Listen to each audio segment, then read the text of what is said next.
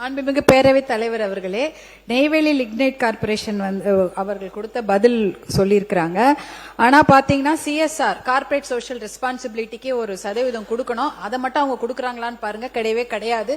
மனசாட்சியே இல்லாத நிறுவனம் எதுனா அது என்எல்சி தான். தமிழ்நாட்டில் மனசாட்சி இல்லாம எல்லா விவசாயிகளையும் ஒரே நைட்டு வெளியில தூக்கி போட்டுட்டு தண்ணியும் உறிஞ்சு அதை வளத்தையும் கெடுத்துட்டாங்க. அவங்களுக்கு எக்ஸாம் வச்சு வேலை எடுக்கிறாங்க. எதுக்கு எக்ஸாம் வச்சு வேலை எடுக்கிறாங்க? மண்ணின் மைந்தர்கள் அவர்கள். அவங்களுக்கு வேலை அங்க கொடுக்கணும், இல்ல ட்ரைனிங் போட்டு கொடுக்கணும். அதெல்லாம் கிடையாது. எக்ஸாம் போட்டு வேலை போட்டு வெளியூர்ல தான் ஆளை கூட்டு வந்து வேலை வாங்குறாங்களே தவிர நலம் கொடுத்த விவசாயிக்கோ விவசாயியோட பிள்ளைக்கு வேலை கொடுக்கறது இல்ல. என்ட்ரன்ஸ் எக்ஸாம் எதுக்கு? +2 மெடிக்கல் சீட்டா கொடுக்கறாங்க.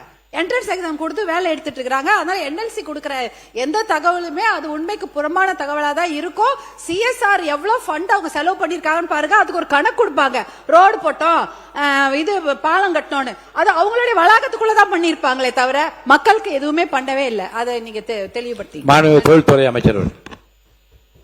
மாண்புமிகு பேரவைத் தலைவர் அவர்களே, இந்த என்எல்சி நிறுவனத்தை பத்தி உண்மையாவே நிறைய பேர் நிறைய கோரிக்கைகள் வைக்கிறாங்க. முனைவர் அவர்கள் சொன்ன மாதிரி சிஎஸ்ஆர் ஃபண்ட்ல இருந்து அவங்க ஒதுக்காம நிறைய பிரச்சனைகள் பண்ணியிருந்திருக்கலாம் இதுவரை. இதே மாதிரி விவசாயிகளுக்கு அதனால பாதிக்கப்பட்டு இன்னைக்கு இருந்திருக்கலாம். ஆனா நம்ம முதலமைச்சர் என்னைக்குமே விவசாயிகளுக்கு ஏதாவது ஒரு பிரச்சனைனா நிக்கிறவரு. கண்டிப்பா அந்த பிரச்சனையை நாங்க இன்னைக்கு சால்வ் பண்ணி தருவோம். இந்த அரசாங்கம் இப்ப வந்திருக்கு, 3 மாசம் தான் ஆயிருக்கு. அதுக்கான கமிட்டி நீங்க கேட்ட மாதிரி நாங்க போட்டிருக்கோம்.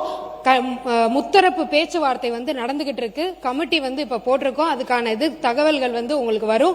கண்டிப்பா யாருக்கும் எதிராக நாங்க நடந்துக்க மாட்டோம். விவசாயிகளுக்கு கண்டிப்பா சப்போர்ட்டா இருப்போம், மக்களுக்கும் சப்போர்ட்டா இருப்போம். அதே என்எல்சி நிறுவனம் அந்த மாதிரி இருக்காங்க அப்படின்னா அதுக்கான நடவடிக்கை இந்த அரசாங்கம் கண்டிப்பா எடுக்கும்.